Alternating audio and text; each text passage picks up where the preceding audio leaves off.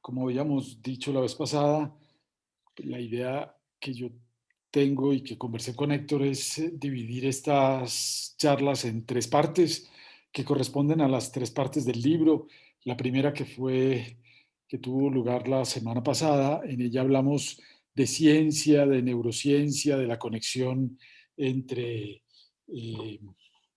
lo que se conoce como la revolución cognitiva y el conocimiento, digamos, del cerebro de un lado y las ciencias sociales, y en particular la moral y la ética.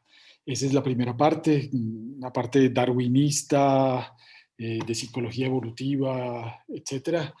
Eh, eh, digamos, en donde la idea fundamental era explicar la importancia que tienen las emociones en el comportamiento humano.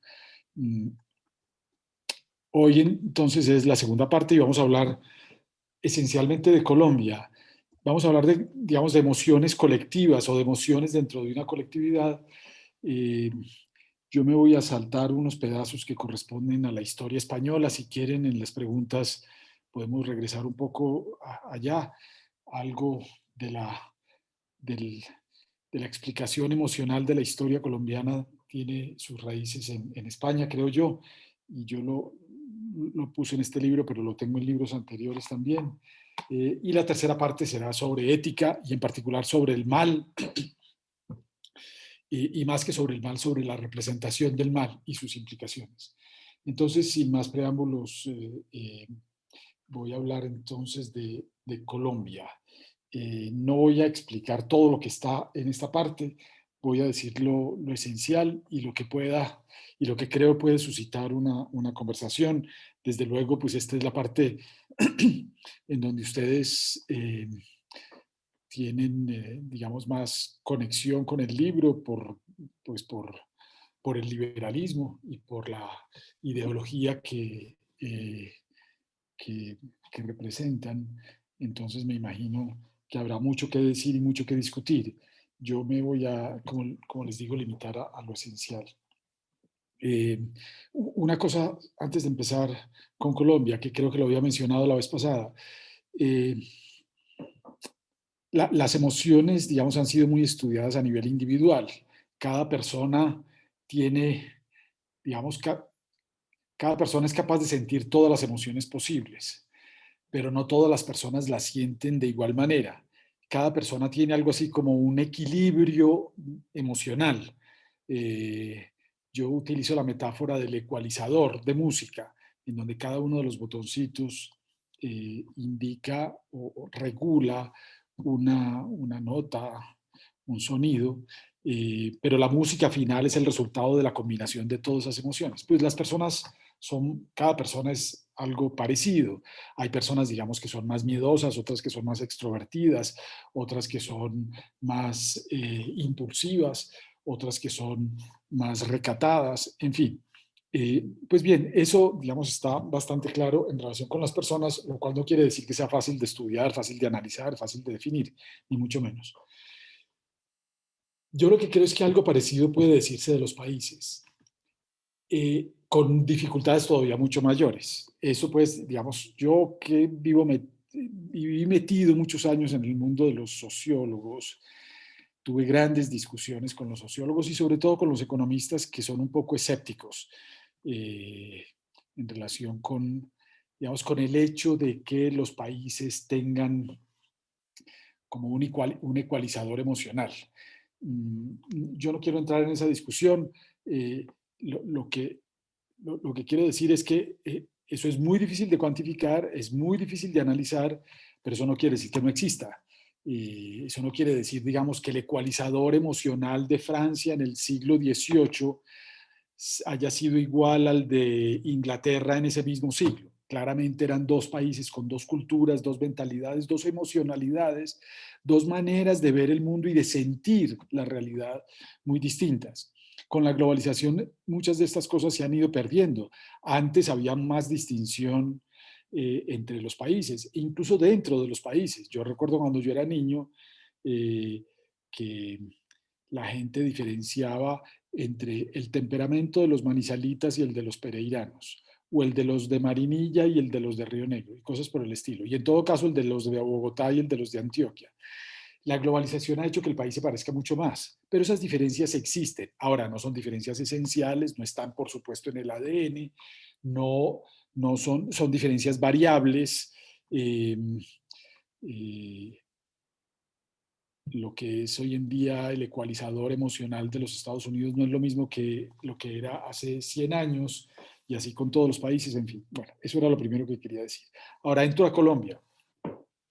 Yo creo que para empezar a hablar de Colombia, de cualquier país, yo creo que lo primero que hay que advertir es que la suerte que corre un país pues depende de muchas cosas, no depende de una sola. Yo soy muy escéptico y he escrito también sobre esto bastante en cosas anteriores, sobre, sobre los libros o los autores que intentan encontrar en un elemento, qué sé yo, la geografía o la cultura o la economía o la política, la explicación de todo. Todas esas cosas tienen que ver y el problema es tratar de entender cuál es la relación entre esos elementos.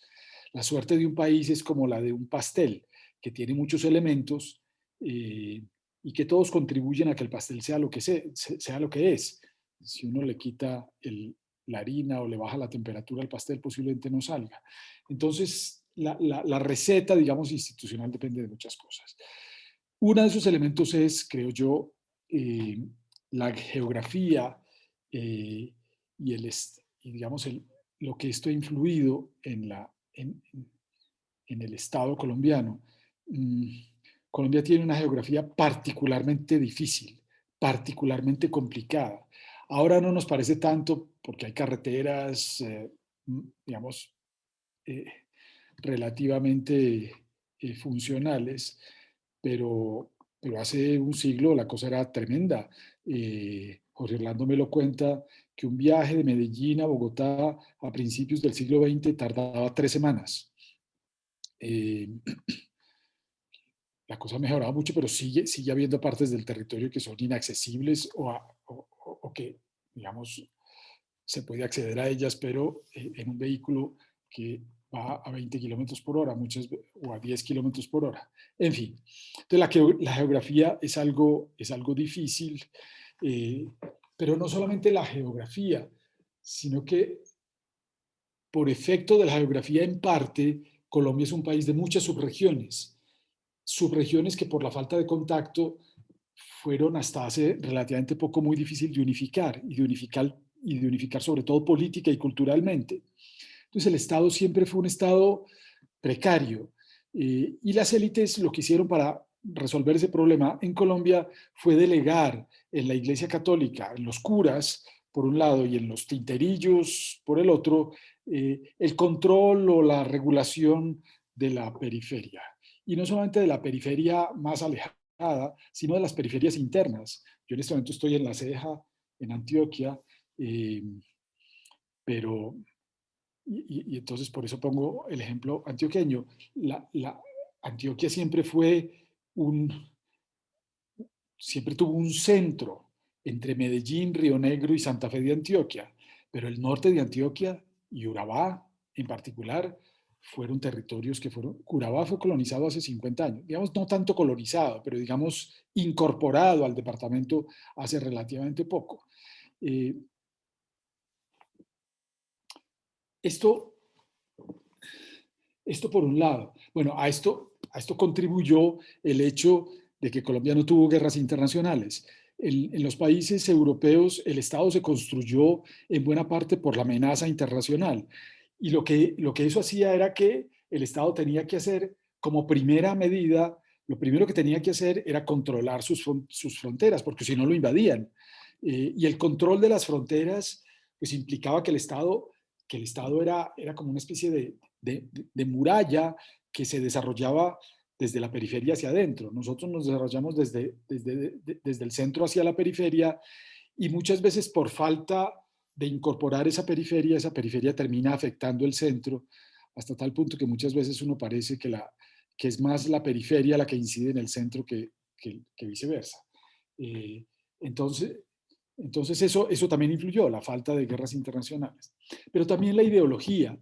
los, eh, digamos, en la historia política de la construcción de los estados hay dos elementos que son fundamentales, que son la, la, la pacificación del territorio, por un lado, y la legitimidad de los gobiernos, por el otro lado. Casi que en teoría política se suele hablar de, digamos, de dos problemas o de dos fines fundamentales que tiene toda teoría política, sobre todo toda teoría política moderna. El primero es evitar la guerra civil y el segundo es evitar la tiranía. Son dos cosas muy distintas. Eh, los países europeos evitaron la guerra civil con el absolutismo. El absolutismo fue lo que pacificó la sociedad civil. Las guerras de religión, por ejemplo, fueron devastadoras en Europa. Y la solución que los países europeos encontraron a esas guerras civiles o a esas disputas fue el Estado absolutista. Ahora, no siempre. En Inglaterra no fue el Estado absolutista lo que resolvió el problema, sino más bien un compromiso entre los partidarios, entre los parlamentarios y la monarquía, sobre todo a finales del siglo XVII. La solución inglesa pues es un poco distinta, pero en todos los países europeos y sobre todo en Francia, la solución fue el absolutismo. Y eso pasó en el siglo XVII, en todo caso en la transición del XVII al XVIII.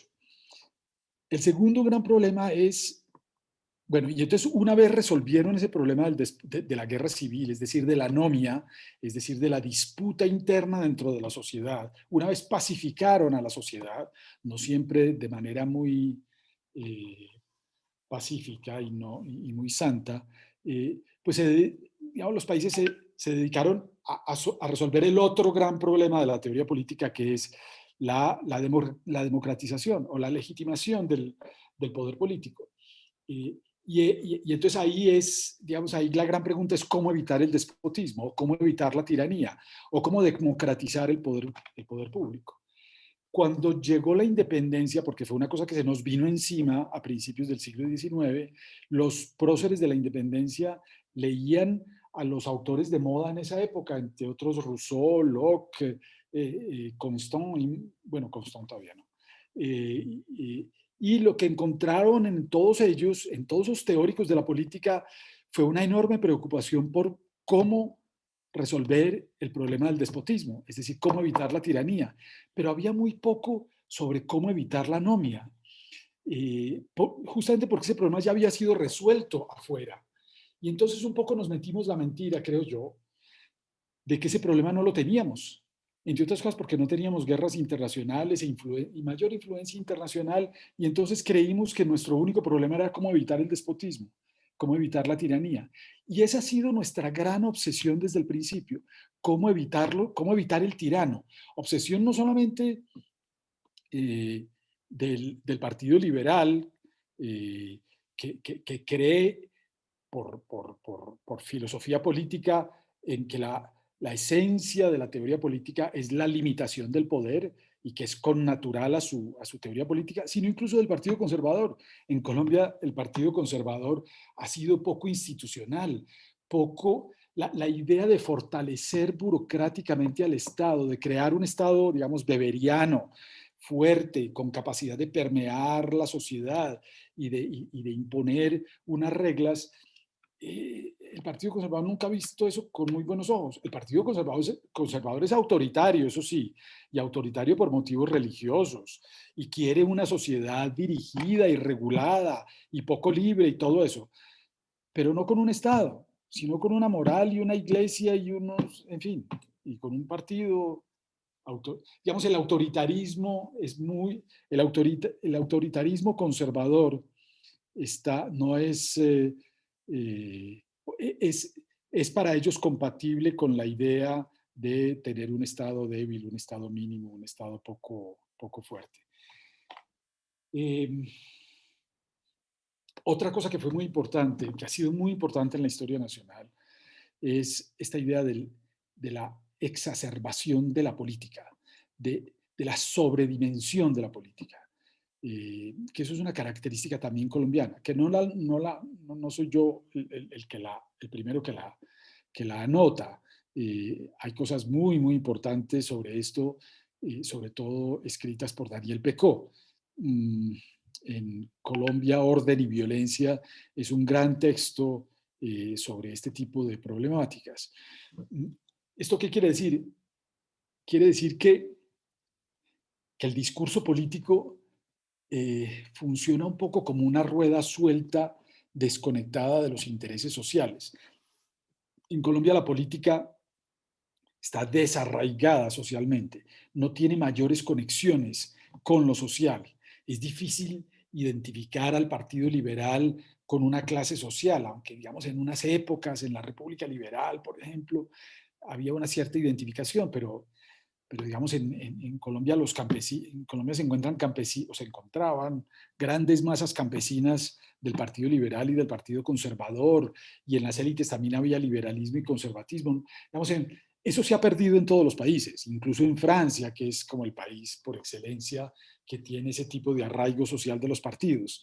Pero hace 40 años o 50 años el Partido Socialista estaba claramente ligado a una clase social y el Partido Republicano a otra clase social. En Colombia es muy volátil el discurso político, dice Pecó, y es muy volátil porque está muy ligado a grandes valores morales, religiosos, a grandes relatos discursivos sobre la sociedad, la mejor sociedad posible. Eh, y ese desarraigo fue particularmente notorio y dramático en la época de la violencia, donde la gente se hacía matar por colores, entre otras. Yo recuerdo que las casas en el norte de Caldas, eh, cuando yo era niño, eran en su mayoría anaranjadas. Y después encontré, muchos años después, una tesis de arquitectura en donde se mostraba que el color naranja fue un color predominante después de la violencia porque los campesinos, o durante la violencia, a partir de la violencia, porque los campesinos que tenían casas sobre todo rojas y azules, decidieron pintarlas de anaranjado para no comprometerse o para no tener una, eh, digamos, para no aparentar una asignación política. Hasta ese punto llegaba pues la exacerbación del símbolo. La gente se mataba porque tenía corbata azul o corbata roja o cosas por el estilo. En fin, esta es una característica también muy típicamente colombiana, digamos, la desconexión social del discurso político, la exacerbación del discurso político, que además tiene que ver con otra característica, he mencionado 5 o 6 características, que es la exacerbación también del discurso jurídico. Colombia es un país con un enorme apego al discurso político, para bien y para mal. Para bien, esto ha traído cosas interesantes, importantes, sobre todo en una época para la independencia de la justicia, a veces para evitar regímenes militares, en fin, pero para mal también. El hecho es que esa característica es muy notoria. Ya la notaba justamente Bolívar cuando decía que Ecuador era un convento, Caracas era una caserna y Bogotá era una facultad de derecho. Eh, Algo de eso sigue existiendo. Los venezolanos todavía se quejan de la cantidad de abogados que tiene Colombia. No solamente la cantidad, sino la influencia que tienen los abogados en Colombia. En Colombia todo tiene que pasar por el derecho, y que lo diga Héctor Riveros. Eh, lo que no pasa por el discurso jurídico es como si no existiera. Para que un problema social o político tenga envergadura y sea visto y sea recibido además por los periodistas, tiene que pasar por el derecho de alguna manera. Y repito, esto es para bien y para mal. Esto tiene consecuencias positivas y consecuencias negativas, pero también, digamos, hay un cierto paralelismo y una cierta sintonía entre el desarraigo social de la política y el juridicismo, o digamos la sobredimensión de la importancia del derecho en la solución de los problemas sociales en Colombia. Eh, bueno, eso es, digamos, como el marco teórico de esta cosa, digamos, de mi análisis sobre Colombia. Es como más una visión, digamos, teórica o sociopolítica de Colombia. Ahora, yo lo que hago en este capítulo o en esta parte del libro es sobre todo mostrar cómo ese ecualizador emocional que caracteriza a Colombia y que, repito, es volátil, es difuso, es cambiante, cambia, se modifica con el tiempo, etcétera, se ha caracterizado por, por el predominio de unas ciertas emociones en el ámbito de la política, en el debate político. No me refiero a otras cosas, pero digamos en el escenario político, en la disputa política, ha habido como un predominio de un conjunto de emociones sobre otras, y ese conjunto de emociones es las que yo llamo emociones tristes. Para esto me baso, no hablé de esto, pero a los que han leído el libro lo reconocen, en un filósofo que se llama Baruch Spinoza, un filósofo moderno y uno de los grandes precursores de la modernidad, creo yo. No es fácil de leer, pero es fascinante.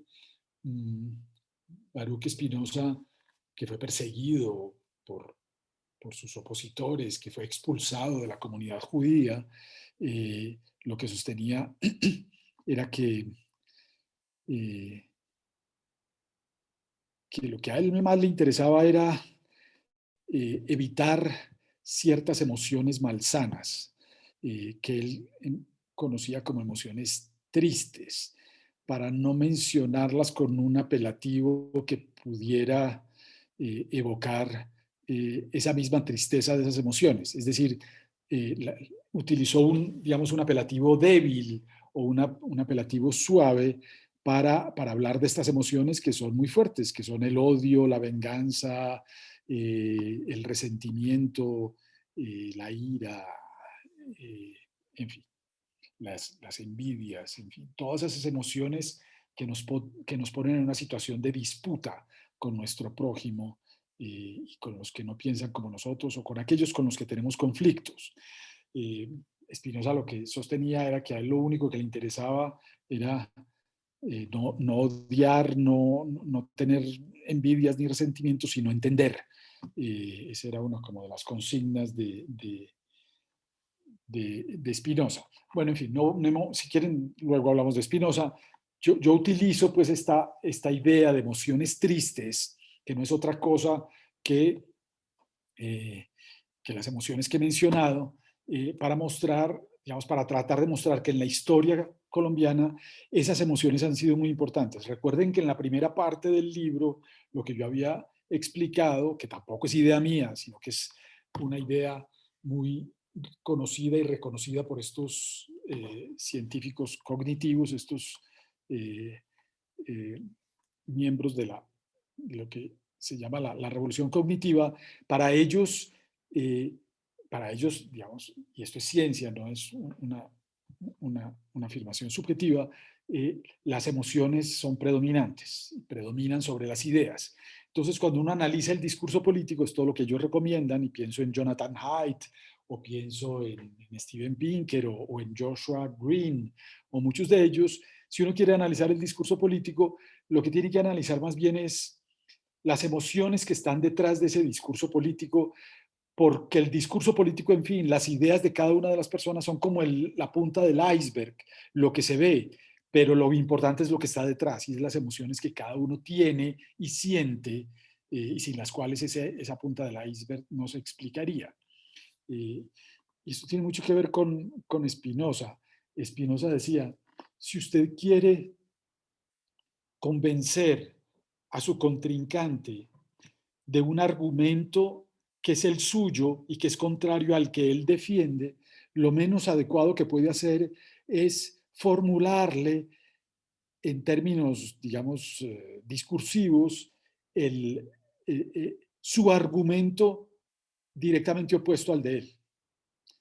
Si usted lo quiere convencer, lo mejor que puede hacer es tratar de convencerlo con una emoción que contrarreste la emoción que él tiene.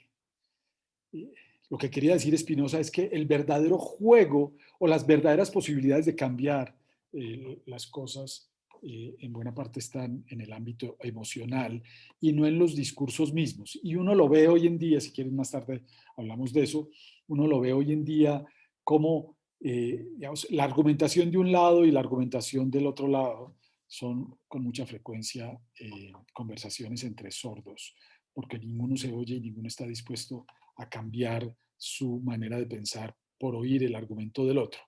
Y de esto pues hablamos mucho en la sesión pasada.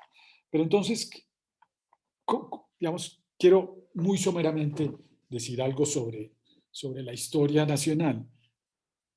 Eh,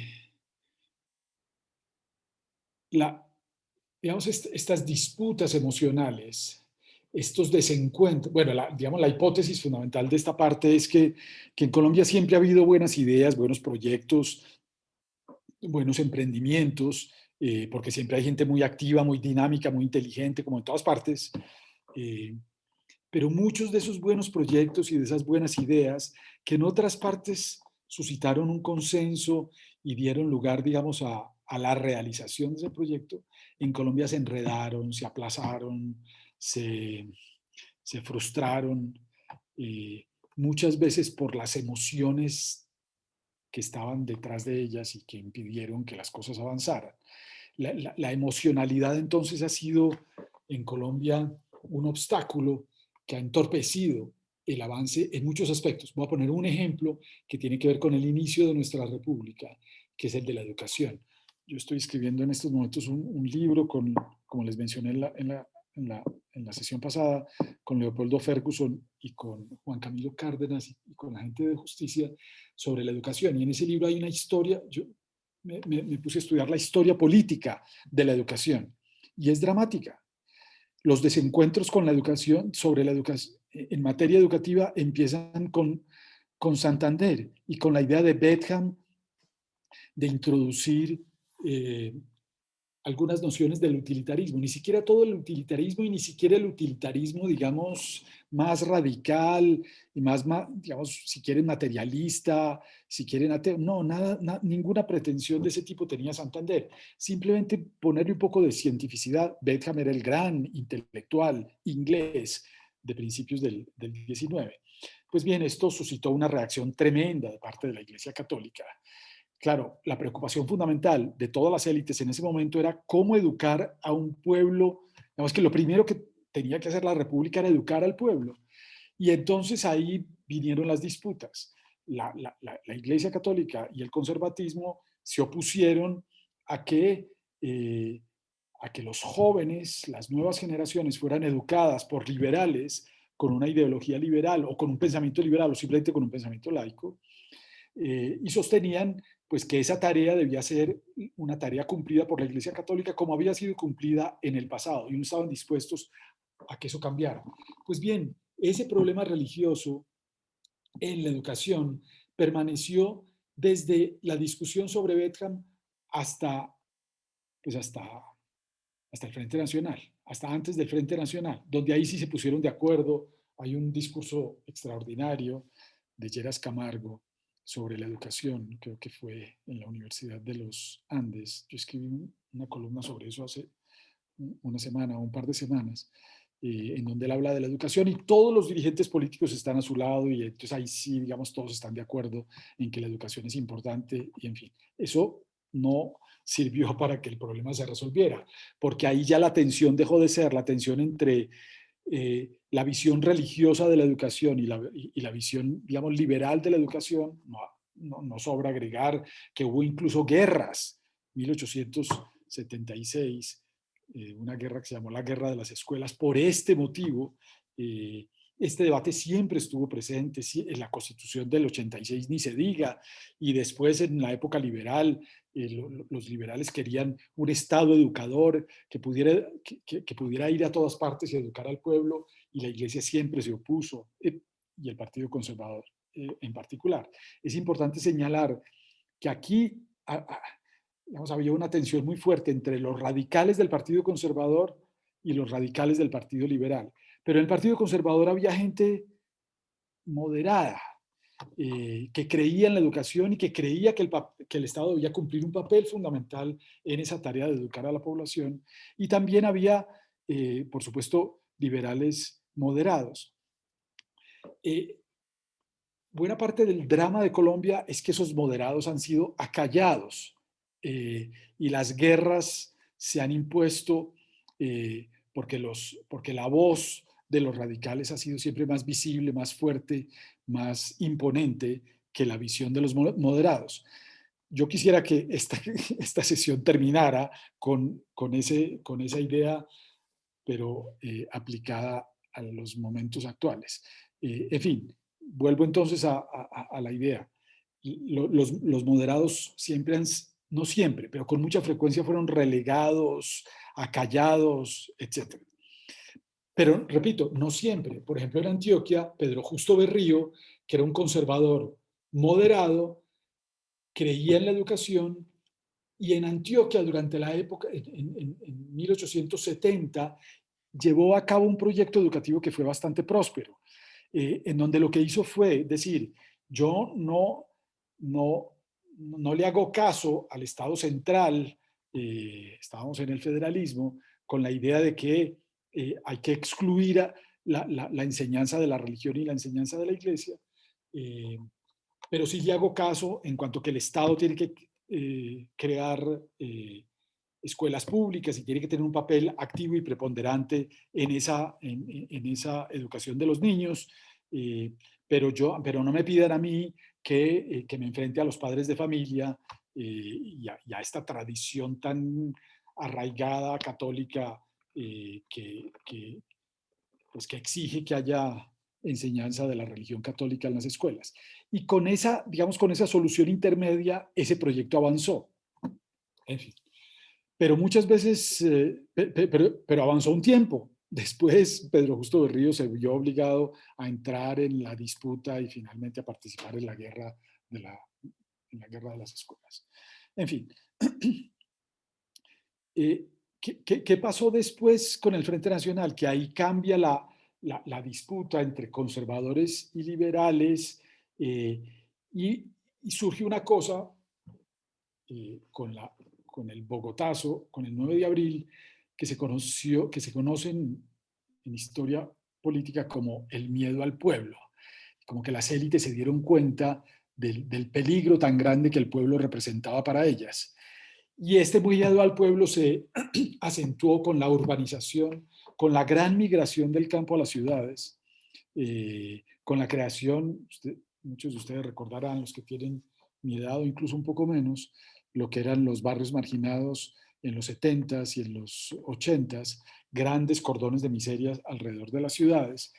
Y entonces aquí empieza una disputa nueva, que ya no era de tipo moral religioso, sino una disputa política, que consistió en la radicalización, por un lado de FECODE y de los estudiantes en las universidades, y por otro lado del gobierno. Y esa radicalización hizo imposible el encuentro y produjo una cosa de la que hablaremos mucho en la tercera parte, en la tercera sesión, que es esta cosa de los enemigos complementarios. Cada uno se fue radicalizando, cada uno se fue fortaleciendo con la imagen del otro, los moderados quedaron atrapados en la mitad y finalmente, pues en esta pelea terminaron, digamos, lo que pasó en la educación fue el gran auge de la educación privada y el marchitamiento del proyecto de educación pública. ¿Hace cuánto no se hace un gran campus universitario en Colombia? Aquí se hacen carreteras, se hacen aeropuertos,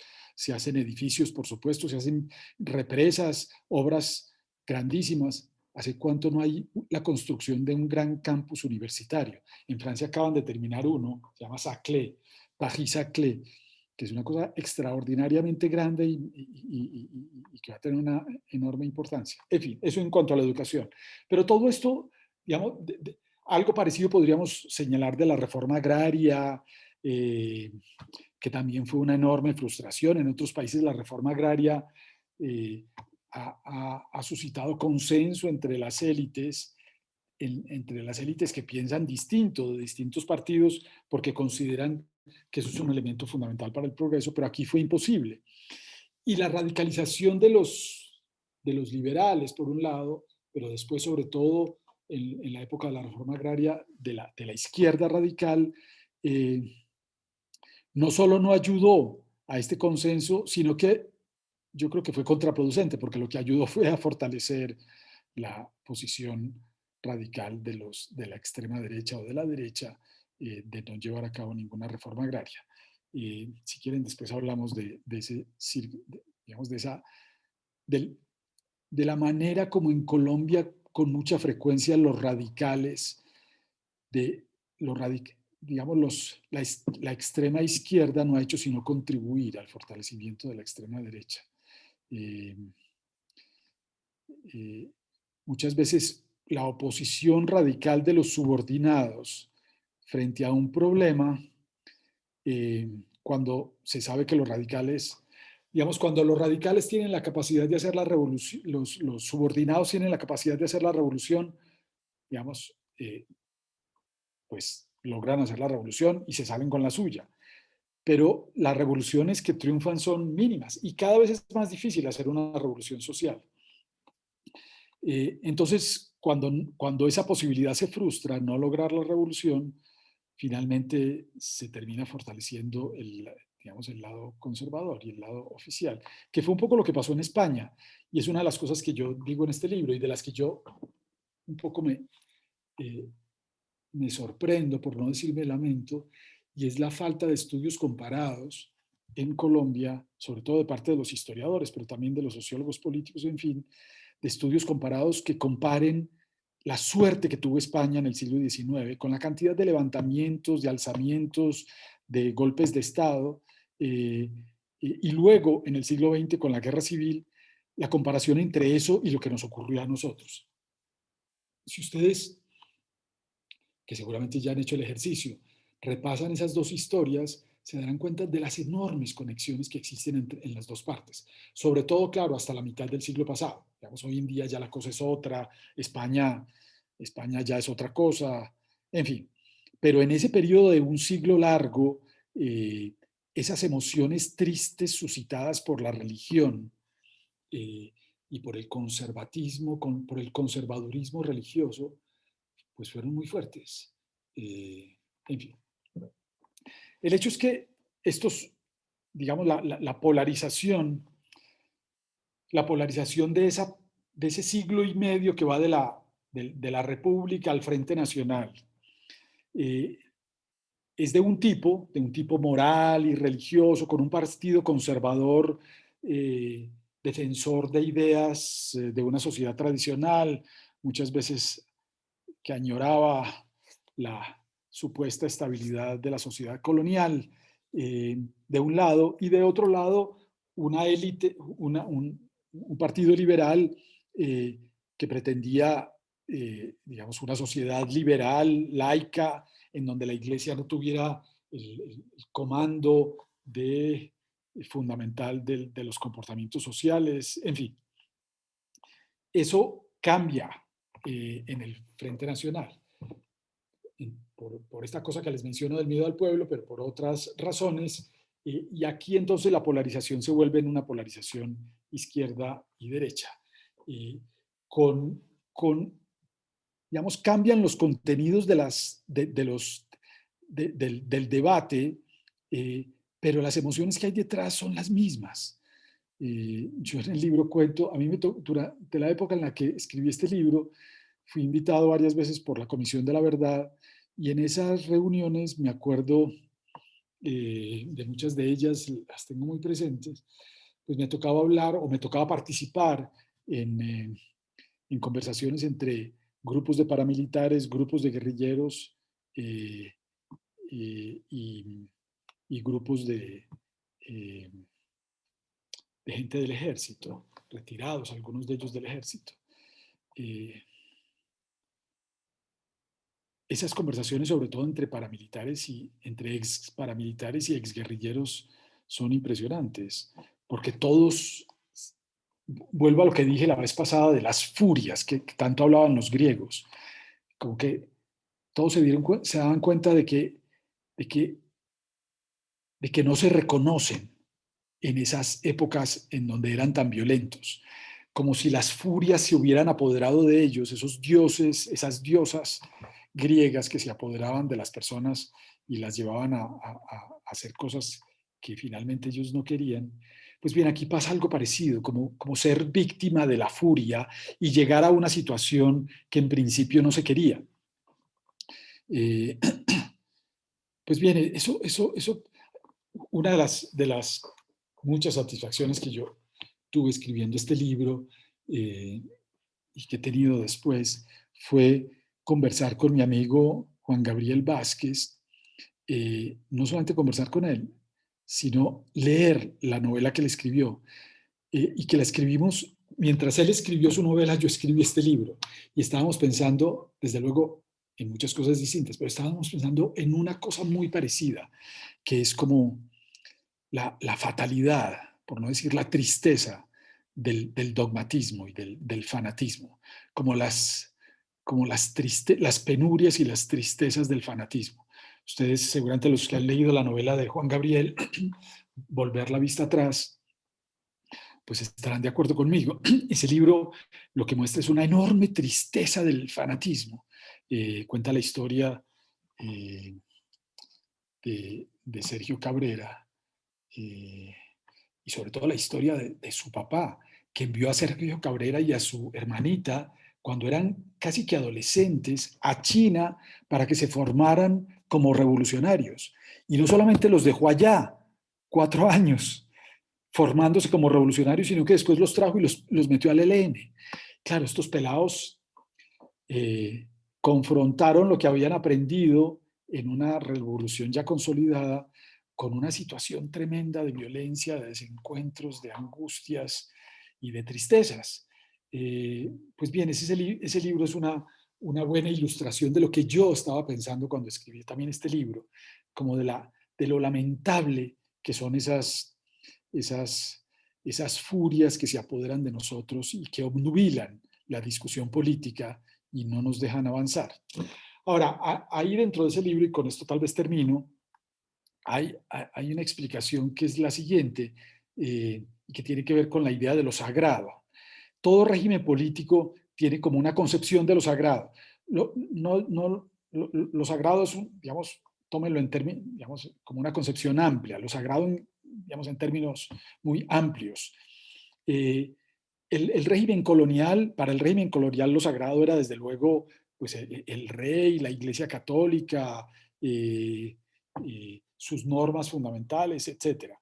Cuando llegó la Revolución Francesa, eh, esa concepción de lo sagrado cambió y entonces los revolucionarios jacobinos y montañardos lo que hicieron fue decir, no, el rey ya no es sagrado, el rey es un ciudadano común y corriente, nuestra concepción de lo sagrado es otra. Entonces radicaron lo sagrado en el pueblo, en la voluntad popular, en el sistema electoral y cosas por el estilo. Ahí hay dos concepciones de lo sagrado, una, digamos, teológica y otra revolucionaria. Eh, para cada uno de esos estados o cada uno de esos regímenes políticos hay una concepción de lo sagrado. Lo sagrado se diferencia de lo político. Lo político es aquello en lo cual estamos en desacuerdo, eh, pero, pero ese desacuerdo, digamos, lo consideramos como algo natural y no como un atentado, no como una afrenta contra nosotros mismos. Entonces, los temas de lo político son, qué sé yo, cómo hacer un plan vial o cómo hacer una reforma urbana o qué política fiscal debemos tener. Digamos, ahí sabemos que tenemos desacuerdos, pero el desacuerdo del otro pues es algo normal y está bien que tengamos una disputa sobre eso. Pero hay cosas que no estamos dispuestos a discutir, qué sé yo, no estamos dispuestos a aceptar que a los niños se les torture, o no estamos dispuestos a aceptar que a las personas se les esclavice, hay temas que consideramos sagrados, es decir, ajenos a la política, que consideramos que están por fuera del debate, en donde el asunto fundamental es la defensa, en nuestro caso, de la dignidad, y ahí no, digamos, ahí no vale la política. Cuando ingresamos en el mundo de lo sagrado, ingresamos en un terreno que no es el terreno de las disputas políticas, sino el terreno de lo humano, de la civilización. Y entonces ahí la confrontación no es entre partidos políticos, sino entre civilización y barbarie. Pues bien, para el constitucionalismo lo sagrado, y esto es una idea también liberal muy fuerte, lo sagrado está en las reglas de juego. Lo sagrado está en la Constitución, poco lo que les decía la vez pasada del mástil de Ulises. Está en aceptar unas reglas de juego que tienen un catálogo de valores fundamentales y que no pueden violarse. Si usted está en desacuerdo, pues está en desacuerdo con esas reglas de juego, pero no ponga en tela de juicio las reglas de juego. Pues bien, en todos los países hubo un tránsito, perdón, perdón, hubo un tránsito de la concepción de lo sagrado teológica o revolucionaria a la concepción constitucional de lo sagrado. Y en muchos países fue exitoso ese tránsito, como en Francia, por ejemplo, con tropiezos, por supuesto, y con dificultades. El hecho es que nosotros nunca lo hemos logrado plenamente. Nunca hemos, nunca hemos llegado a la situación en donde los partidos políticos acepten todas las reglas de juego. Aceptan muchas, pero hay unas que no aceptan. Y lo vemos hoy en día, y de esto podríamos discutir con, con el uribismo, por ejemplo. El uribismo acepta muchas reglas de juego, pero hay unas que no acepta. Por ejemplo, las reglas de la justicia, o por ejemplo, la JEP. O sea, ahí digamos, el uribismo considera que está frente a un asunto que para ellos es sagrado y entonces no está dispuesto a entrar dentro del digamos, a meterse dentro de la lógica de lo político y de lo institucional, sino que digamos que se sale del modelo constitucional y entonces pues le pone una bomba de tiempo. Y eso es lo que ha hecho esa imposibilidad de que todos los partidos acepten todas las reglas de lo sagrado en el régimen constitucional, es decir, las reglas de juego constitucionales, ese hecho de que siempre hay free riders, de que siempre hay eh, ruedas sueltas que tienen una concepción de lo sagrado, que ponen en tela de juicio lo constitucional, es a mi juicio lo que nos ha impedido superar la guerra y lo que recurrentemente en el país nos hace volver al pasado y nos encadena en ese círculo fatídico que es el de la guerra y el del regreso a la guerra. Y hago una anotación final, estaba pensando escribir sobre eso, mi columna de este sábado, con una anotación final sobre neurociencia. Muchos estudios, yo creo que esto lo mencioné la vez pasada, muchos estudios de neurociencia lo que muestran con experimentos, como por ejemplo el experimento del dilema del prisionero, es que las personas, justamente porque nuestra racionalidad tiene muchos sesgos y porque emocionalmente terminamos muchas veces en la peor situación posible, no siempre estamos abocados a las tragedias sociales. Y no siempre estamos abocados porque los seres humanos a veces, no siempre, a veces aprenden.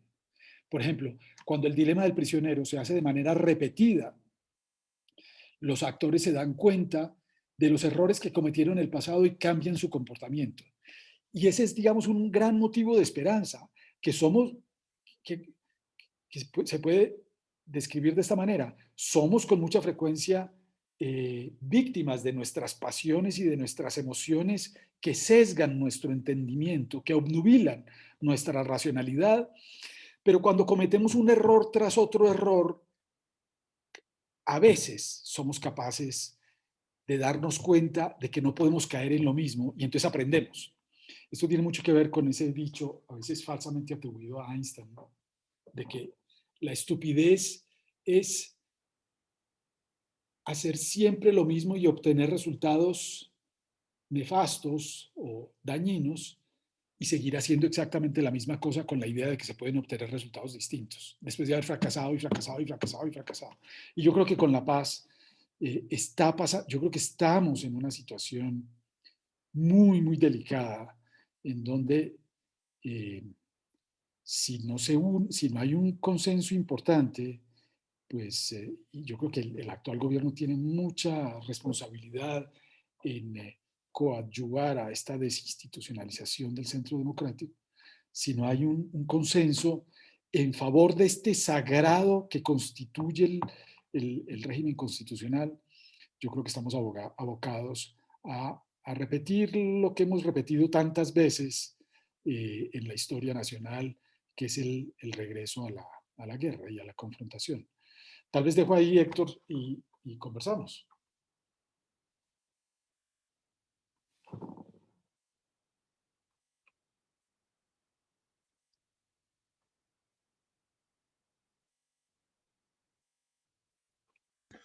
Ya, sí, muchas gracias, Mauricio. Creo que estuvo extraordinaria y hoy, como efectivamente lo advertiste al comienzo, pues los temas seguramente tocan emociones más cercanas que las explicaciones muy lúcidas y eruditas de la vez pasada. Ahí ya veo algunas personas pidiendo la palabra, así que me voy a limitar a trasladarla rápidamente para que aprovechemos mejor el tiempo. Juan Fernando Londoño, que no abandona su casa de siempre. Bienvenido, Juan Fernando. Hola, Juan. Hola, buenas tardes. No, yo aquí estoy en plan académico porque Yo sé, queda grabado. Yo no dije nada distinto. Estoy atendiendo aquí a un intelectual a quien admiro y aprecio y no quería perderme la oportunidad de escucharlo. Mauricio, tenía una pregunta. No he terminado tu libro, pero donde voy, pues me ha gustado mucho. Me parece que le hacen falta al país estas miradas un poco más globales. A veces, digamos, tenemos unas miradas muy parciales y tal vez los seres humanos necesitamos estas narrativas un poco más comprensivas. Pero echo de menos un tema en tu análisis, y es el tema de la lucha de intereses. Porque voy a usar una observación académica. Digamos, hasta Adam Smith, prácticamente, digamos, la idea de que la sociedad se ordenaba en torno a un bien común y que todos deberíamos perseguir ese bien común, y que la perversión de esa búsqueda del bien común era la corrupción, idea que ahora Camila Vergara ha retomado, por si la has leído. No. Esta profesora chilena de Columbia, muy interesante, digamos, que habla de corrupción sistémica. Pero lo que hace Adam Smith es que un poco le da un giro al tema y dice, no, o sea, los intereses son importantes, y de hecho, en la búsqueda de su propio interés, los seres humanos contribuyen al bienestar colectivo y permite que la sociedad reconozca que hay unos intereses en juego. Y digamos, el liberalismo se construye a partir de ese pluralismo, no de querer imponer una visión del bien común a otros, sino de reconocer, oiga, hay diferentes intereses, permitamos que se expresen y permitamos que haya unas reglas de juego para que esos intereses se resuelvan contando cabezas y no cortando cabezas. Y entonces mi punto de atención a tu narrativa es, ¿y dónde están los intereses acá? Porque yo creo que parte de lo que está pasando en Colombia pues tiene que ver con unos intereses reales. O sea, hay unas visiones ideológicas, sí, claro, pero hay unos intereses muy claros de que una guerra se resuelve sobre la base de que algunos son vencedores porque construyen una narrativa donde solo los otros eran los malos, ¿no? O sea, la historia la escriben los vencedores, como se ha dicho muchas veces. Entonces, aquí en lo que hay es intereses en juego que nos permiten entender mucho mejor, digamos, lo que pasa. Entonces, mi pregunta para ti es, ¿dónde están los intereses en esta visión que tú estás construyendo sobre el país, Mauricio? Juan, no, esa pregunta es muy buena, muy, muy importante. Y yo diría lo siguiente. ¿En qué página vas? No te oigo. Es que hay que... Ariana, ya. Ya, gracias. es que el audio está cortado por default, así que, y lo cual está bien para que no haya interrupciones. Pero no, voy apenas a empezar la segunda parte, Mauricio. Ah, bueno, sí, no, es que hay en la segunda parte, ya no me acuerdo por dónde, por la mitad de la segunda parte, llega un momento en el que paro y digo exactamente, el que digo exactamente lo que acabas de decir. Y es que, digamos, este libro no es un análisis de los intereses, no es un libro sociológico de intereses sociales y económicos, que están. Es un libro sobre, digamos, la dimensión emocional del conflicto y de qué manera es la exacerbación de las emociones ligada a estas cosas que señalé de falta de Estado, a estas cosas que señalé de exacerbación de la política, de desarraigo de la política, de lo jurídico, etcétera, cómo esas emociones en esas circunstancias han producido efectos o han contribuido a producir efectos nefastos. Pero yo no olvido lo otro. Ahora, yo sí estoy convencido, digamos, vuelvo a lo que dije inicialmente, la suerte de un país es como la de un pastel con muchos elementos. Y yo siempre desconfío mucho de las explicaciones unilaterales. Y tal vez alguien me puede acusar de haber caído en lo unilateral que son las emociones. Sí, habría que analizar un poco más los intereses. Pero un poco para controvertir con lo que acabas de decir, fíjate en lo siguiente. Muchas veces los intereses, por ejemplo, los intereses económicos, por causa de estas emociones, muchas veces las élites, por causa de estas emociones, por causa de la exacerbación de lo político, son poco racionales y han sido poco inteligentes en el manejo del conflicto. Se han dejado llevar por las emociones y han dejado de hacer como reformas fundamentales que habrían podido ir en su propio beneficio. Pienso, por ejemplo, en la reforma agraria. Pensaba, por ejemplo, en Echavarría Olózaga, creo que fue el que dijo que la reforma agraria era algo importante, un conservador.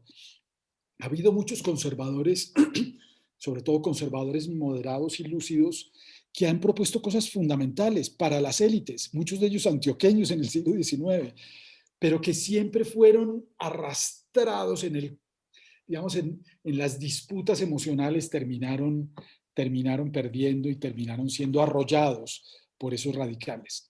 Entonces, claro, uno podría decir, no, el análisis de Colombia es un análisis de intereses, cada uno de los intereses está defendido por actores racionales, esos actores racionales actúan de manera objetiva, mirando cuál es la mejor estrategia y la que más les conviene, y lo que tenemos es una disputa económica, una disputa de intereses sociales y económicos.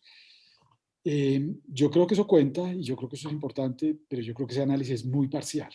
Mejor dicho, yo creo que a ese análisis le conviene mucho tener en cuenta este tema de las emociones, porque el tema de las emociones obnubila la racionalidad del actor social y del actor económico.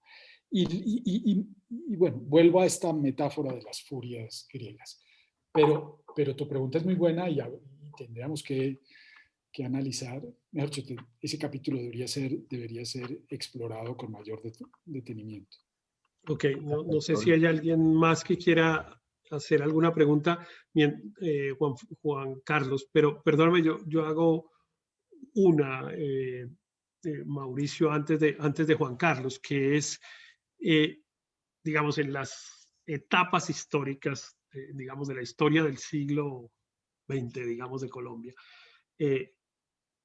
Hubo algunos momentos en los cuales las emociones fueron mucho más determinantes en las decisiones y en los comportamientos. Es probable que uno pueda decir que el Frente Nacional fue un apaciguamiento también y sobre todo de las emociones. Sí, yo creo que se apaciguaron las emociones políticas entre liberales y conservadores, pero pronto surgieron otras, pronto fueron trastocadas esas emociones por otras, que en este caso fue el debate con la izquierda. Que repito, digamos, el talante emocional de nuestro país puede cambiar de tema, pero no cambia de emoción. Digamos, cuando uno examina las disputas emocionales entre los radicales de izquierda, qué sé yo, profesores simpatizantes de la revolución y de la guerrilla en los años 70, cuando los compara con, eh, con los discursos de los radicales en la época de la violencia. Claro, los temas son distintos y los argumentos son distintos, pero eso no importa. Lo que hay detrás es puro dogmatismo, pura incapacidad para oír al otro, pura como una especie de situación de, de, de, de despojo de la voluntad por causa de estas emociones. Yo decía eso con España. Si vos comparás los discursos de los franquistas en la España, durante la guerra civil, con los discursos de los conservadores aquí, son muy, muy parecidos. Y los liberales allá y los liberales aquí son también muy, muy parecidos. Y lo mismo en casi todas las confrontaciones que se dan en el país. Entonces vuelvo a la metáfora del iceberg con una punta visible, pero con un talante, como una disposición argumentativa y emocional muy parecida en todos los casos. Juan Carlos. Gracias, Héctor. Un saludo para todos y todas. Para Héctor, por supuesto, para Mauricio. Y un saludo muy especial para Juan Fernando, que la vez pasada, cuando no tenía la cámara prendida, pensé que era Juan Fernando Reyes Curi y resulta que era Juan Fernando Londoño, a quien me da mucho gusto saludar. Tal vez sobre lo que voy a preguntar, haciendo una pequeña introducción, creo que Juan Fernando y Héctor lo vivieron de alguna manera conmigo. Y es que, Mauricio, yo creo que pocos como Héctor y Juan Fernando se dedicaron con nosotros a hacerle campaña al sí. Creo que todavía por ahí tengo una foto, Juan Fernando, en la que salimos los dos con camisetas que dicen sí. No decían nada más.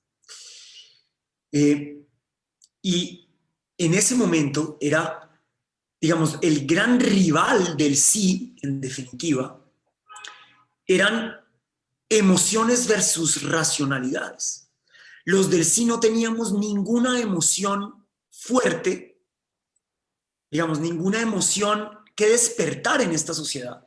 Mientras que todas las emociones tristes, que como usted de alguna manera lo calificaba, me pareció, digamos, yo siempre, es el título del libro, y al mismo tiempo es un apelativo tan suavizado de eso que está por detrás de lo que quieren decir emociones tristes: revancha, venganza, odio, la cultura del atajo, como lo diría Mockus, no sé, especie de emociones tan fuertes todas ellas. Y bajo el apelativo tristes, pues parece que fueran menores. Pero en cambio las emociones tristes nosotros siempre sentimos que estaban del otro lado. O sea, ¿cómo nosotros le vamos a explicar a la gente que lo que es absolutamente racional es que paremos esta guerra cuanto antes, así tengamos que pagar unos precios que al final terminarán siendo beneficios futuros para todos nosotros? Así, digamos, tengamos que hacer algunas concesiones que a nuestro parecer pues son duras de hacer, pero son la semilla de una esperanza. Digamos, de nuestro lado no había sino esperanza como emoción para vender. Pero en cambio, por el otro lado están todas las emociones tristes del lado de quienes en la camiseta decían no. Y por eso es de las campañas más difíciles de hacer. Y cuando uno ve las declaraciones algún día, yo no sé, al fin no supe si ese día estaba tomado el gerente de la campaña del no del Centro Democrático, diciendo cómo ellos eran plenamente conscientes del estado emocional en el que bien estaba la ciudadanía o que tenían que despertar en la ciudadanía justamente para ganar esa elección. Y entonces uno se pregunta, digamos, esa sería mi pregunta más concreta, y es, pareciera que usted plantea que es la preponderancia de la política y de su emocionalidad la que terminara generando unos hechos sociales. ¿Y será que en Colombia no ha sucedido al contrario también por momentos? Que hay quienes, entendiendo unos hechos sociales y una cierta emocionalidad, ya no pensando con las emociones, digamos, no actuando desde la emocionalidad, sino desde la pura razón, y desde una lógica de esas emociones y de esos hechos sociales, son capaces de meter la mano de manera absolutamente fría, calculadora, casi que científica, diría uno, hoy, que todo se puede saber estadísticamente en redes sociales y demás, y posiblemente eso es gran parte de lo que le está, gran parte de las crisis democráticas en el planeta. En definitiva, es que hay gente que, sin muchas emociones, sabe entender y leer cómo se mueve esa emocionalidad en el país, y de esa manera logran alterar ese tipo de emocionalidad para que sucedan con lo que ellos quieren que suceda. O sea, ahí está, no sé, ahí están todos esos documentales de Netflix que me parece interesantísimo que todos los vieran. Los algoritmos, cómo funcionan los algoritmos en Instagram y en Facebook y demás para mover emocionalidades y terminar generando hechos que no estaban, digamos, dentro de las posibilidades emocionales de una sociedad.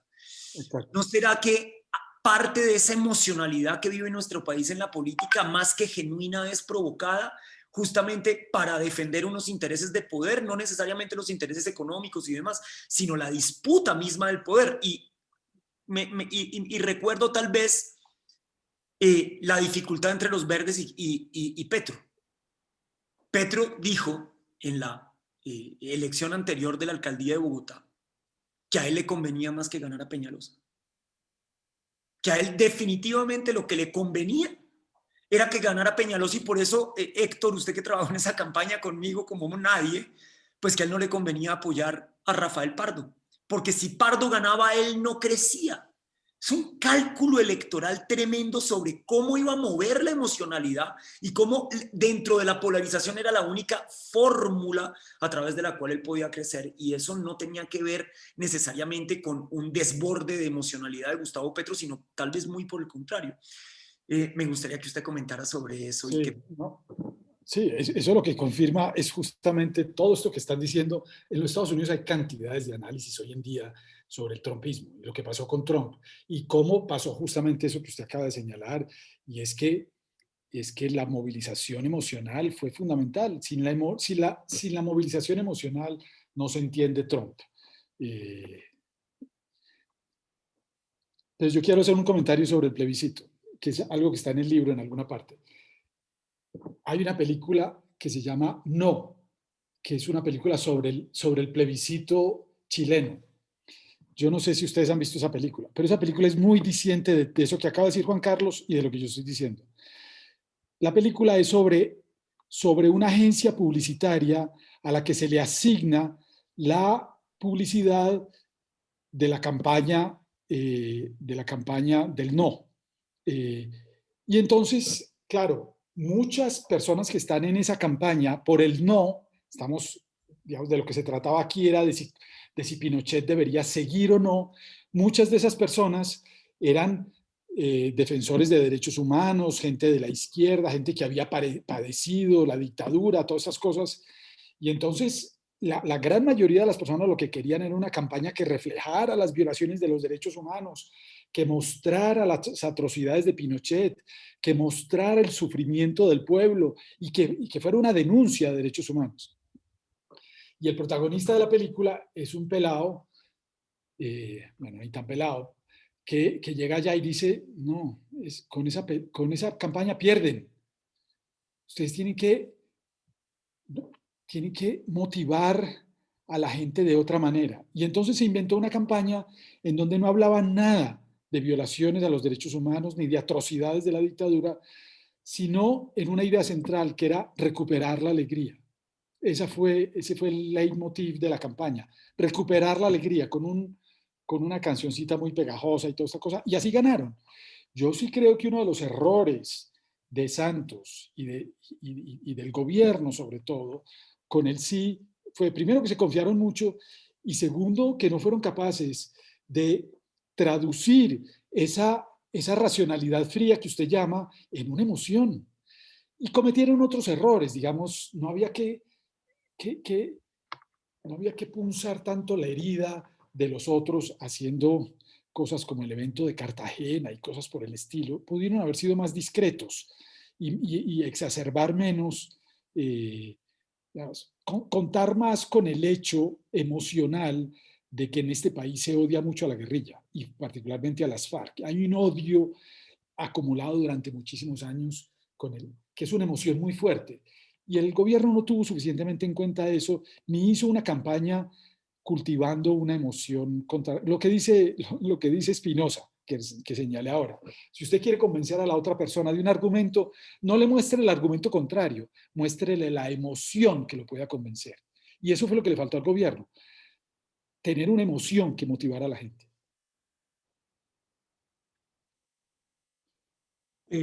No sé si hay alguien más, tal vez Leonardo iba a preguntar.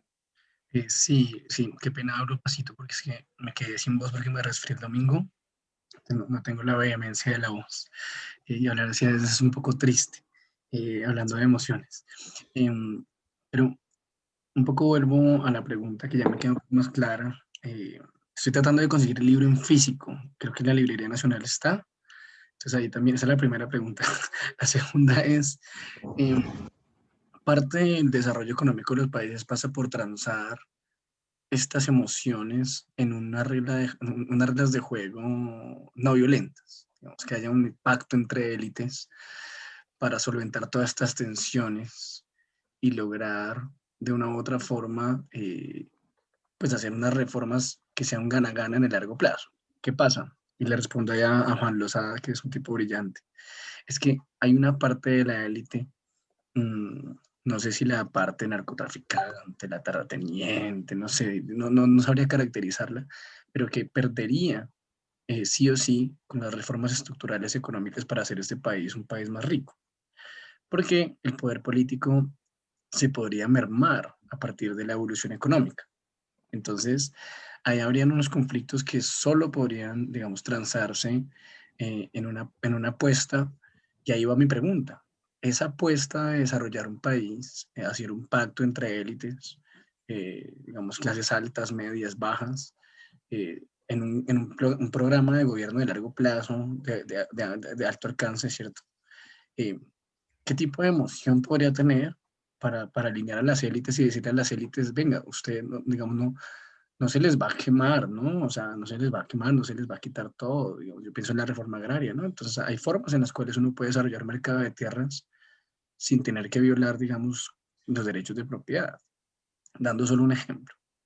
Entonces, ahí va, porque yo pienso hacia el futuro y yo digo, a nosotros, la generación de los jóvenes acá, a ustedes, nos quedan entre que 60 y 50 años, ¿no? de vida activa. Y uno debería pensarse unas estrategias de largo plazo, porque parte del problema es mucho ese cortoplacismo emocional. Entonces, quisiera así preguntarle un poco qué emocionalidad debería tener esa apuesta para que podamos hacer un gran pacto entre élites. Sí. Es bien complicado. Sí, sí, gracias Iván, también muy interesante, difícil de responder, pero muy interesante. Sí, yo creo, a ver, primero que todo, lo del libro, el libro ya llegó otra vez a librería, se había agotado y ya está otra vez. En fin. Y sobre el otro, claro, y vuelvo un poco a lo de Juan, y a lo de Juan Fernando, y es que digamos, esta cosa de los intereses y del régimen político y del constitucionalismo y todas estas cosas que hemos hablado, tiene en Colombia una complejidad adicional que es la ilegalidad y que es el narcotráfico y que es esta cultura que ya no es marginal ni mucho menos, sino que ha permeado casi que toda la sociedad del atajo y del narcotráfico. Entonces eso complica las cosas mucho más y ahí, digamos, tal vez eso es otra cosa. Yo he escrito mucho sobre eso en libros anteriores sobre cultura del incumplimiento de reglas, pero en este no y tal vez debería haber escrito un poco más sobre eso. Pero sobre qué tipo de emocionalidad, yo no sabría yo no sabría cuál es la campaña que hay que hacer o en qué hay que insistir. Este es un comentario marginal, yo he escrito en el pasado algunas columnas sobre esto. Una de las cosas que nosotros necesitamos en Colombia es publicistas que sepan hacer publicidad sobre el bien común. En Colombia los publicistas que ponen a hacer campañas, qué sé yo, pienso en cosas de tránsito, por ejemplo, si ustedes revisan, yo, justamente porque lo que les conté la vez pasada, yo me he interesado en temas de tránsito y en tragedias en las vías públicas. Si ustedes revisan, por ejemplo, la publicidad que hay en otros países, que ha habido en otros países durante 40 o 50 años sobre esto, es de una sofisticación y de una sutileza tremenda. Aquí, cuando un alcalde necesita una publicidad para incidir y para cambiar el comportamiento, o para difundir o para fortalecer una emoción en la población en relación con una campaña, con una política pública, llama a publicistas que venden jabones o carros o toallas higiénicas. Y claro, no tienen ni idea. Aquí en Medellín, lo que digo no lo estoy exagerando. Yo conozco a los publicistas de aquí de Medellín, algunos de ellos estudiaron conmigo en el colegio y sí, ¿no? Ellos saben cómo vender el jabón, cómo vender carros, cómo vender cereales, cómo vender comida, pero no tienen idea de la lógica de lo público. Y esa es una de las cosas que tenemos que hacer. Y un partido político debería tener gente de esa, gente que sea capaz. Eso es toda una ciencia además en donde son muy importantes los psicólogos y los psicólogos evolutivos. Gente que sea capaz de captar esos sentidos emocionales que se quieren defender. Eso es muy, muy importante. Y no equivocarse. Por ejemplo, entonces el publicista, yo les conté esto creo que la vez pasada, aquí en Medellín, bueno, muchas de las agencias de publicidad que contratan para hacer campañas de cumplimientos de reglas, lo que terminan diciendo es estigmatizando al incumplidor y diciendo que hay que castigarlo y cosas por el estilo. Y como no conocen la psicología colectiva, ni han estudiado sociología, ni psicología social, entonces se equivocan. Esa es la peor campaña posible que uno puede hacer para difundir el cumplimiento. La mejor campaña es fortalecer a los cumplidores y empoderarlos y decirles que están en mayoría y que se sientan tranquilos, que fue un poco lo que tratamos de hacer yo marginalmente en una campaña aquí en Medellín que se llama Ciudadanos como Vos, que hizo exactamente eso. Entonces tiene que haber publicistas que no sepan de mercado de jabones, sino de psicología social. Y eso no es fácil. Eso es en Colombia no hay esa profesión, hasta donde yo sé, pues.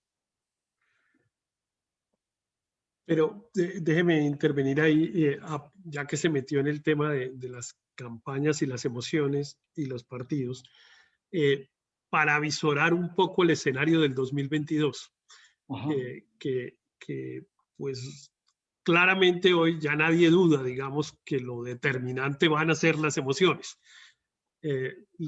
Las emociones y la pregunta es ¿cuáles? Entonces yo he tenido una hipótesis que pues no es mía, en fin, pero es decir, hay una emoción que claramente el uribismo de la cual el uribismo se ha valido pues prácticamente siempre, que es el miedo al castrochavismo, al comunismo, en fin, genera miedo y después dice, ahora que usted tiene miedo, elíjame a mí que yo soy el que lo protejo de ese monstruo que lo va a destruir. Petro, claramente la emoción que genera y que construye es la indignación. Estamos indignados con un establecimiento injusto, para decirlo resumidamente, y entonces pues una diatriba al capitalismo, a los banqueros, etc. Yo creo, tengo una hipótesis, y es que contrario a eso que creen los políticos, que las emociones que van a primar en las elecciones del 2022 van a ser las emociones tristes, o el miedo o la indignación, la furia, digamos, la rabia contra todo el estado de cosas. Que entre otras cosas fueron las emociones que aparentemente han resultado exitosas en el inmediato pasado. con Duque el miedo, con el plebiscito igual, etcétera. Entonces es un poco como repitamos lo mismo, y Petro pues también llevó su emoción y pues estuvo de segundo. Yo tengo la hipótesis de que hay una enorme posibilidad de que la expectativa que se imponga, si alguien llega a explotarla adecuadamente, es una emoción, es una emoción que no es triste, sino, llamémosla positiva. Ya se me olvidó cómo las llamas en el libro, las que son positivas. Amables o plácidas. Spinoza las llamaba de alguna manera, en fin, bueno, las emociones amables, que es la esperanza o la alegría. Y de hecho, pues mira que aparentemente hay unos políticos o publicistas o comunicadores que parecieran estar en eso. Los que se inventaron el cuento de la coalición de la esperanza, donde está Fajardo y los verdes y de la calle, y bueno, ese sancocho se llama la coalición de la esperanza, tratando, digamos, de recoger esa emoción amable. Yo no estoy seguro bien por qué ellos lo invocan, pero mi tesis es que vamos a estar en una fase post-pandemia. La pandemia se va a haber acabado, pues, o ya acabó con la especie humana o la humanidad logró controlarla.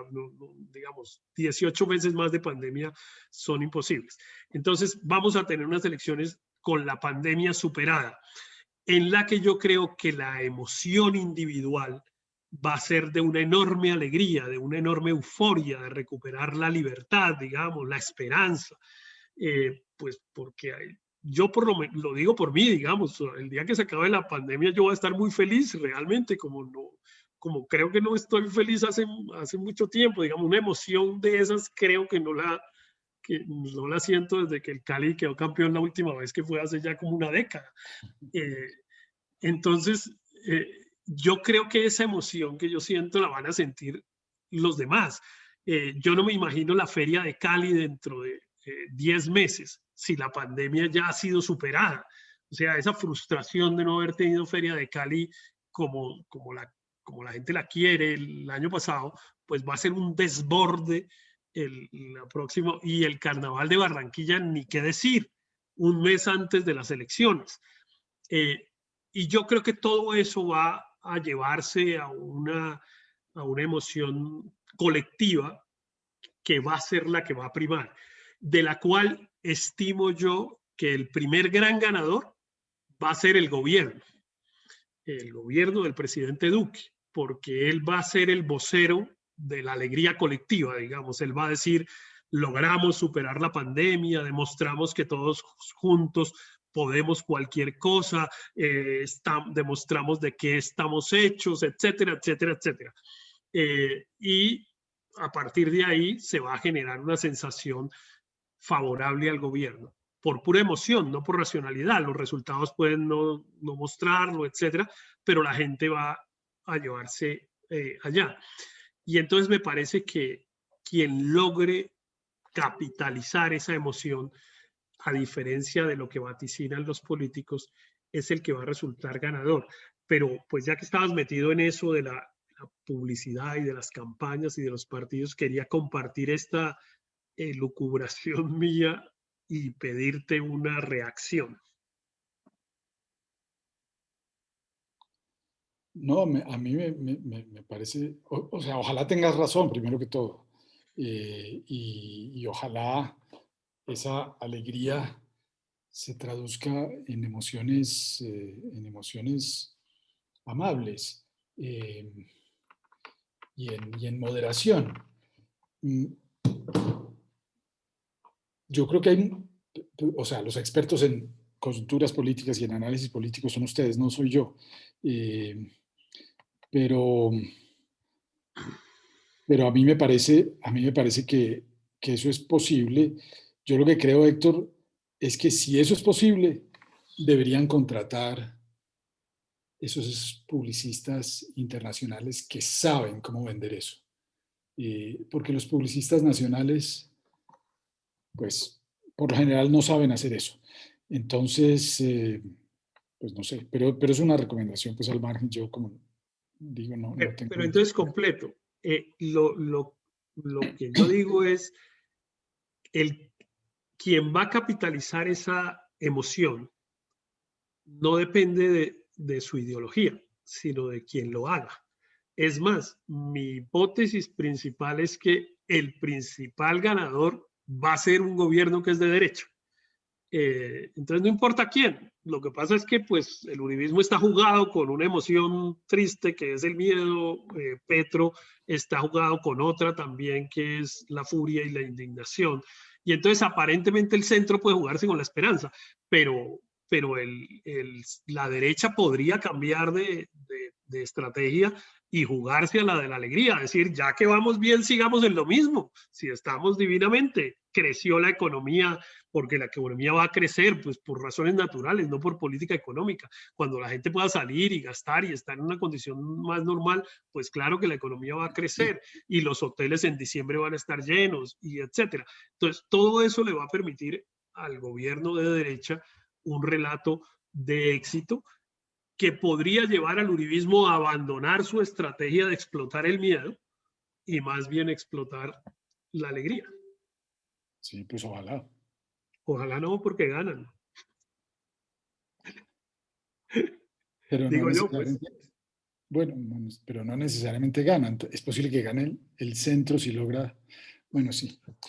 Pero bueno, sea lo que fuese, un comentario chiquito, que es lo que a mí más me preocupa de Colombia, y es como ese eterno retorno a las emociones tristes, esa incapacidad de abandonar. A propósito, lo del miedo es muy interesante lo que acabas de decir.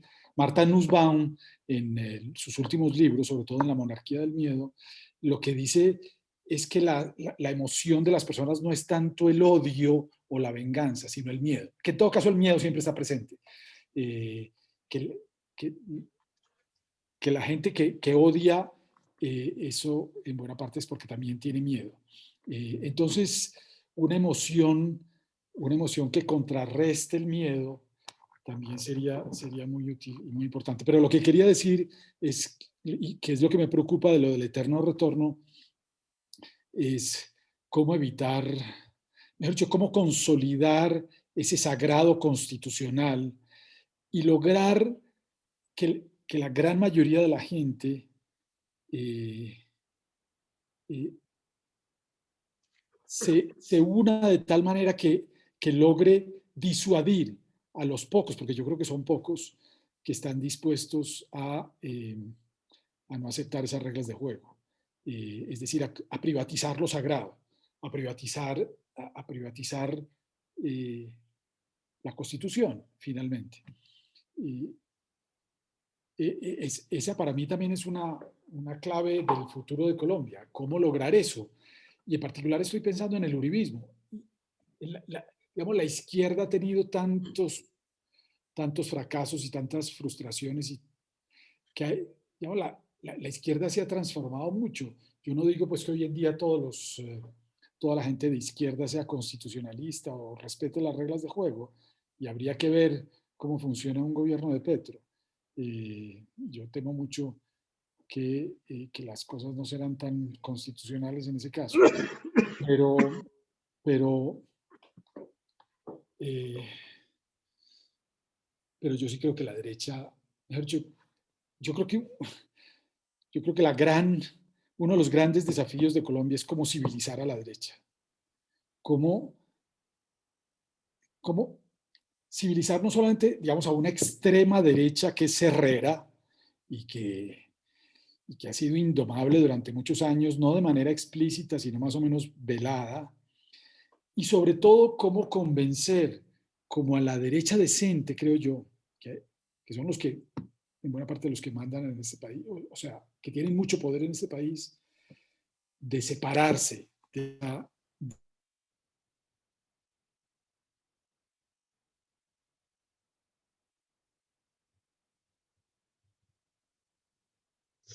¿Se fue Mauricio? ¿Ustedes lo están oyendo o no? Bueno, se nos fue. No, Héctor, se quedó silenciado.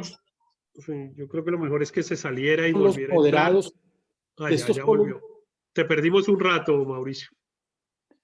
Sí, no, lo que estaba diciendo es que si los extremos internos del debate, del espectro político, es decir, el centro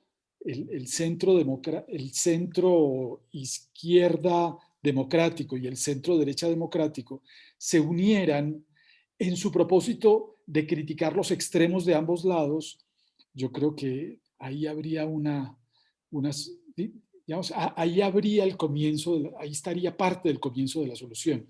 Yo siempre he dicho que mientras la derecha democrática no critique la extrema derecha con la misma fuerza que critica la extrema izquierda, y la izquierda democrática no critique a la izquierda radical con la misma fuerza que critica a la derecha radical, las cosas van a ser muy difíciles. Porque yo sí creo que son una minoría esos extremos, pero esos extremos están un poco alimentados por yo no sé si connivencia, pero digamos, a veces con el silencio de esos, digamos, con una cierta solidaridad. En Colombia hay una cierta solidaridad de los partidos demócratas con los desafueros de los radicales de su lado. No sé si me explico. Sí, sí, sí. Entonces la izquierda siempre se ha callado más con los desafueros de la guerrilla y la derecha con los desafueros de los paramilitares, y eso es una cultura que tenemos que acabar, creo yo. Eso es algo, si me permite, Héctor, meter la cucharada, es algo que dice Mauricio en el libro. Hay un pedazo, yo creo que yo lo había notado en alguna parte, ahora creo que no lo tengo aquí presente. De hecho, lo posteé en Instagram y fue un éxito ese quote suyo, Mauricio, sobre cómo... no tengo Instagram. Bueno, debería, que el libro se vendería aún más en Instagram. Sí, eso me dicen mis hijos. Muy subjetivo para Instagram, mucho más que para Twitter. Pero yo quería hacer una reflexión sobre lo que están discutiendo en este momento, y es que yo en este momento creo que estoy discrepando de Héctor Riveros. Pocas veces discrepo de Héctor, pero Héctor... Somos dos y estamos divididos. Yo le cuento lo siguiente. Yo que salgo a hacer política en los barrios, que hablo con los líderes locales, que me reúno con ediles, con líderes de todas las localidades de Bogotá, sorpréndase con que esa lucha por la esperanza, ¿quién va a captar la atención de aquellos que están buscando una esperanza o que van a sentirse esperanzados por la salida de esta situación? La va ganando, y la va a ganar Gustavo Petro Urrego. Porque ya esa lectura de que Petro lo que representa es una indignación de la gente, eso es cierto hasta un punto. Después de la indignación, lo que se necesita son las soluciones. ¿Qué vamos a hacer? Y la gente lo que entiende hoy es que el único que es capaz de llegar hasta allá se llama Gustavo Petro, y por eso empieza a representar la esperanza de la gente. Ya no solamente una emoción negativa, ya no solamente es que a estos desgraciados que detestamos los tenemos que ganar. No. Yo lo he sentido tan fuertemente que yo digo, si hoy se hicieran las elecciones en Colombia, el ganador es Gustavo Petro. Y entre más tiempo se demoren esos beneméritos candidatos, todos ellos mayores de 50 años, que se sientan a tratar de organizar una coalición de la esperanza, entre más tiempo se demoren en eso, ese terreno que va de la izquierda hacia el centro, que es donde está la mayoría de la gente que quiere derrotar al uribismo, lo va a ganar Gustavo Petro.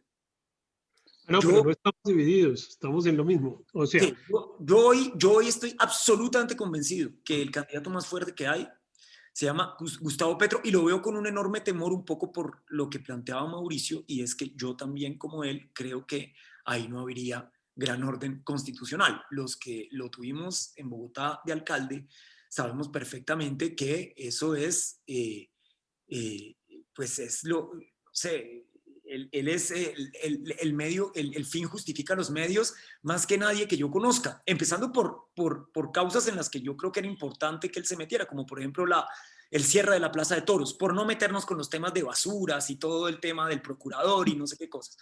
Fue y cerró la Plaza de Toros de manera ilegal. Para los animalistas eso es un dolor. Obviamente tuvimos 4 años de no corridas de toros en Bogotá, de no muerte de animales, pero hoy están más fuertes que nunca en el sentido en que por causa de un fallo de la Corte Constitucional, pues habrá corridas hasta que lo logramos prohibir en el Congreso de la República, justamente porque Gustavo Petro lo hizo de manera ilegal, porque no le importa la ley. En definitiva, él ve el fin y si la ley no es el medio para llegar al fin, quite la ley y hágale que eso igual de todas maneras por aquí es. Luego, yo no creo que Gustavo Petro tampoco tenga en ese sentido, digamos, consideración por la Constitución. Lo que es dramático de eso, y aquí vuelvo como a la tragedia, vuelvo al mástil de Ulises, como a la tragedia de las emociones tristes. Y es que yo creo que ese escenario es muy probable, pero al mismo tiempo yo sí creo que la gran mayoría de este país es moderada y es de centro. Si uno toma, creo yo, si uno toma la gente que hay en la mitad, eso es una mayoría. Y entonces es posible que suceda entonces lo que sucede tantas veces, y es que ganan las minorías exaltadas. Yo no digo pues que sea una minoría chiquita, puede ser una minoría muy grande, pero yo sí creo que la grandísima mayoría de las personas en este país quieren una solución intermedia entre esos dos extremos. Pero Sí. bueno. Mauricio, antes de cerrar mi micrófono, me gustaría simplemente hacerle una pregunta porque me pareció pues muy interesante su concepción entre lo sagrado y lo político. Creo que ahí hay una cosa supremamente interesante que me recuerda una charla con un magistrado de la Corte Constitucional, justamente en el tema de las corridas de toros, que me decía, es que como ustedes no son capaces de tomar decisiones en el Congreso, pues nos toca tomar las decisiones a nosotros. Nosotros lo que necesitamos es que ustedes tomen decisiones que para que eso no nos termine llegando a nosotros y seamos nosotros los que terminemos decidiendo sobre el matrimonio entre parejas del mismo sexo, los derechos civiles de las parejas del mismo sexo, si los taurinos son o no una minoría, bueno, una cantidad de temas que son, digamos, muy sensibles para una sociedad y que, por supuesto, a lo mejor en algún sentido, como usted lo plantea, son tan profundos y tan sagrados para la sociedad que a lo mejor rebasan el ámbito de la política. Y me preguntaba yo si tal vez en muchos de esos temas, la inoperancia del Congreso de la República tiene que ver justamente con la misma imposibilidad de la política de meterse con ese tipo de cuestiones, porque es clarísimo que el Congreso de la República evade un número muy importante de ese tipo de debates que siempre terminan constitucionalizados, digamos, tomadas las decisiones por la Corte Constitucional. Sí, yo perdí un poco un comentario pequeño, maestro, un comentario pequeñito, si quieres ya. Yo creo que sí, un liderazgo de Petro sería nefasto en el sentido de que la dirigencia partidista o personal política que tiene que preponderar es alguien que enseñe dando ejemplo, ¿sí? Digamos que esa coherencia política no existe acá. Para mis amigos todos, para mis enemigos la ley. Esa lógica yo creo que es un ethos que hay que construir. Eso es muy complicado porque acá la política está judicializada y viceversa. Entonces, solamente era ese comentario pequeño. Y ya seguiremos con la tercera parte.